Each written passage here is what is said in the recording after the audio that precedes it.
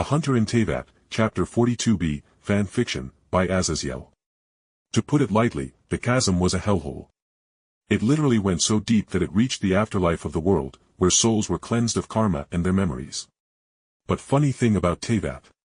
Whoever created it and its reincarnation system didn't account for all the gods and supernatural species doing their best to wipe themselves out during the Archon War and the fall of Khaenri'ah. To put it lightly, the countless powerful souls consisting of gods and long-lived supernatural entities like Oni's Kitsune had clogged up the pipes, so to speak, and what happened to all those souls that were trapped in the underworld, unable to be processed? They became wraiths trapped within the wards that the Yiksha Bosacius and Yelan ancestors sealed away the entrance to the underworld from the chasm.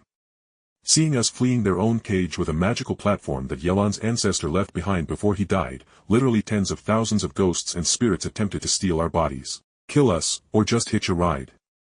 Then, once we got out apparently even from across Liyue, Hu Tao could feel our spiritual taint, and we had to do with a nasty ritual consisting of drinking dog's blood and a bunch more disgusting stuff to clear out the spiritual damage all the ghosts did to us at the behest of Hu Tao.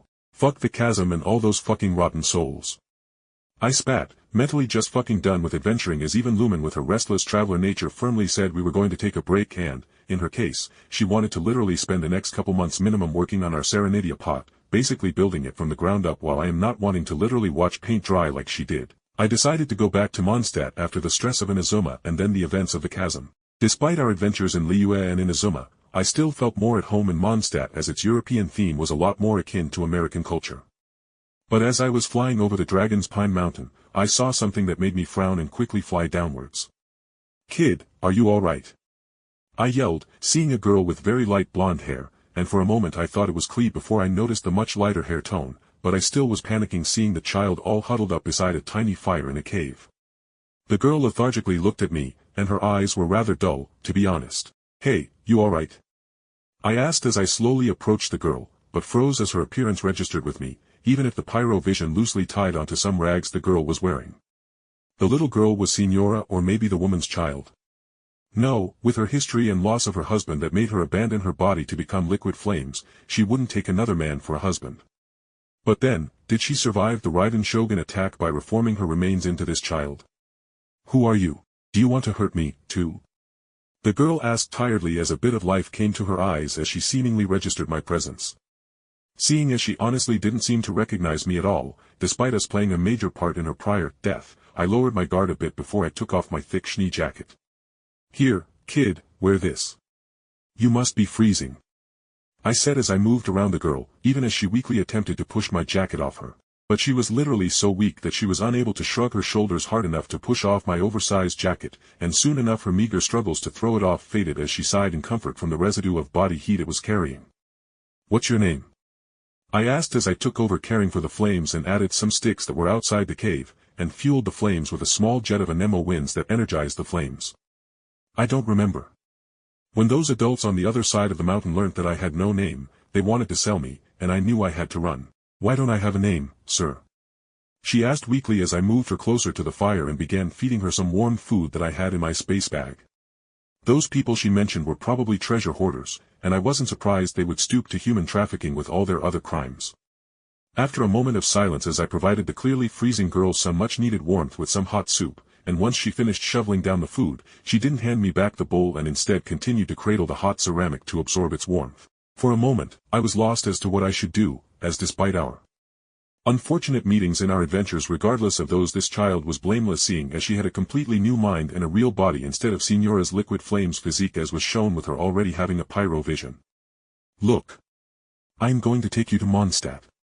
I cannot leave you here in the mountains, and if anything, you can fairly easily find your place there in Mondstadt. I mean, another blonde girl with a pyro vision. If anything, I will need to pry Klee off her with a crowbar when she learns she has what amounts to be a little sister running around. Jean will probably have an aneurysm if another Klee begins wreaking havoc though. This is going to be hilarious." I thought before my idea became firmly rooted, and I realized playing house and taking care of a child should relieve me of my adventuring stress, just like how Lumen was playing house in the Serenity pot. "What is your name?"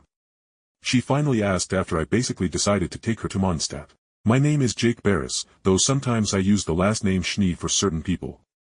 It turns out using a vaguely Russian-sounding last name while having white hair and a snowflake on your back as a house emblem basically made traveling Snaznahian people think I was one of their own people.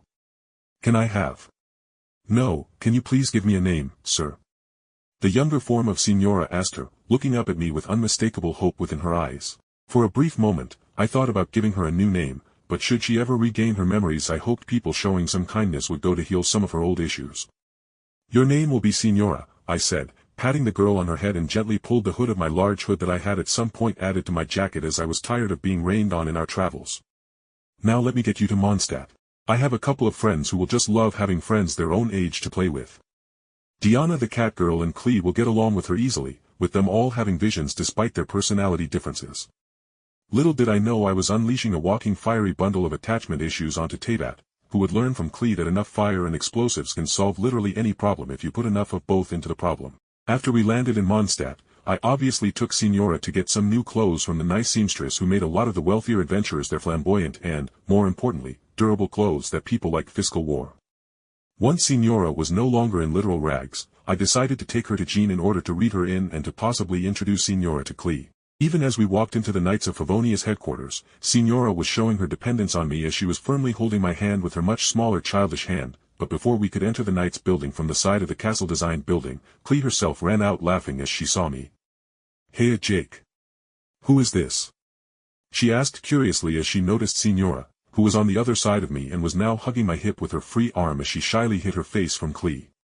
I smile and, after gently moving Signora away a bit, I knelt down in front of the two girls. "Klee, this is Signora. She is a girl who lost her memories when she was abandoned in the Dragon's Pine Mountains. Can you please be her friend? You would obviously be her best friend if you became her first friend," I said, pulling Signora, who was clad in colors mirroring my own blue and white themed outfit but with more lace and a skirt. Klee bit her lip as she looked at Signora and back to me before her eyes lasered in on the pyro vision that was attached to her shoulder patch that bore my own Schnee emblem. "Sure. Did you need to go talk to Master Jean? If so, I can play with Signora for a bit while you go in," Klee said helpfully as she came closer to Signora and took her hand, practically already claiming her as a little sister, as the elfish girl was a bit taller than Signora. I patted Klee on her hat-covered head, making her giggle in delight. "Klee is such a smart young lady. Yes, I need to go talk to Master Jean for a bit, so I will leave Signora in your hands." I then held Signora by her shoulders as I whispered to her, "Don't burn down Mondstadt with Klee."